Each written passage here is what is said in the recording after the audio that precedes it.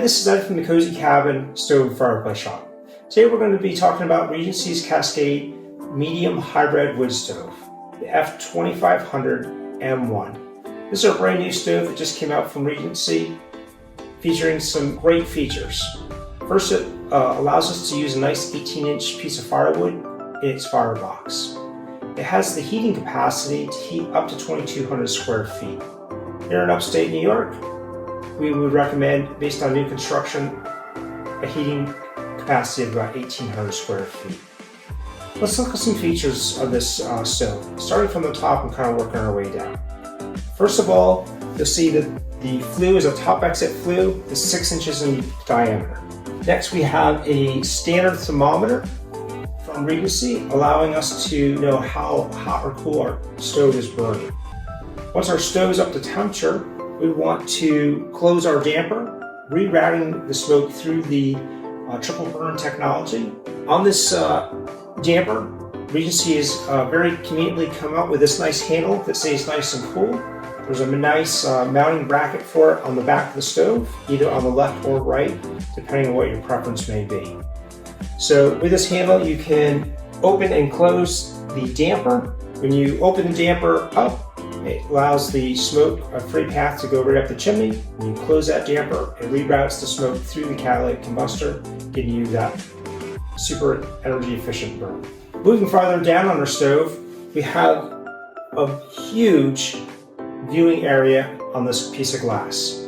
So after a long day of work or out on the ski slopes, you can sit back in a recliner, enjoy our fire. Moving down our stove, you'll see these hinges. These are heavy-duty hinges that are welded right onto the body. These are never going to wear out or break down in time.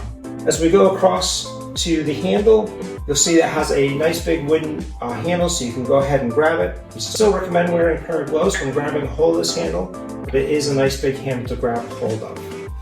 As we open the door, you'll see that on the latch, this latch is an adjustable latch, so as the gasket on your door decompresses, you can adjust this latch so you still have a nice airtight system on your stove. As we look into the firebox, we'll see that it's lined with fire brick. These brick are not bolted in, they're just dry laid in, which is very convenient because down the road, if a brick happens to wear out, you can very easily just pop a brick out and pop another one back in. Moving farther down on our stove, we'll notice the ash lip. This ash lip is made out of very thick steel that's welded right onto the body of our stove. Typically, when you look at steel stoves, you'll see that the ash lip is a very thin piece of sheet metal bolted onto our stove. This is heavy duty and will last a lifetime. Underneath our ash lip is our air control, which is very conveniently located in the very front of the stove, so you're not reaching over a hot stove to adjust the air control. So that is a super convenient location. Moving farther down, we don't happen to have it on our display piece today, but in this lower location would be where the ash pan would be located.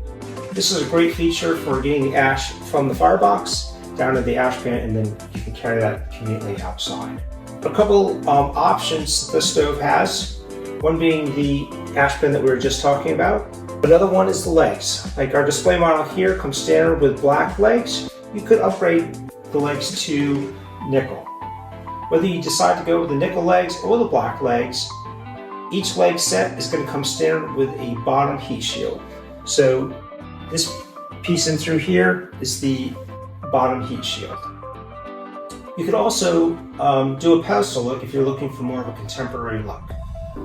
Whether you decide to go with the pedestal look or the leg option, both have the ash pan option. Another option that the stove has is the blower. This is a 2-speed blower, and it also has a auto or manual setting. What does that mean? Well, if you want your blower on instantaneously, you can hit it on the manual setting and the blower will come on no matter what the temperature of the stove is.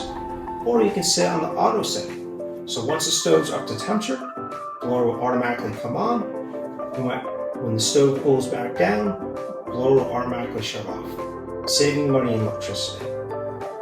When you get the blower, I would highly recommend getting the AirMate.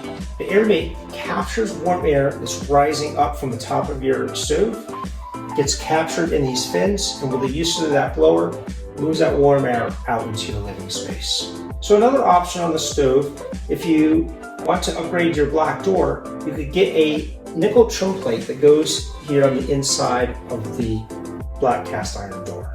The last option the stove has is a outside air adapter. This would bring fresh air from outside in for combustion air. Something we would highly recommend if you're building an Energy Star house or a house that is super tight. Thank you for joining us today. Hope you enjoyed our video. If so, please hit the like button. If you'd like to see more content, subscribe to our channel. Also, you can follow us on Facebook, Instagram, or check out our website at cozycabin.com, or feel free to give us a phone call, 518-623-4349. Have a great day, and thanks again for joining us.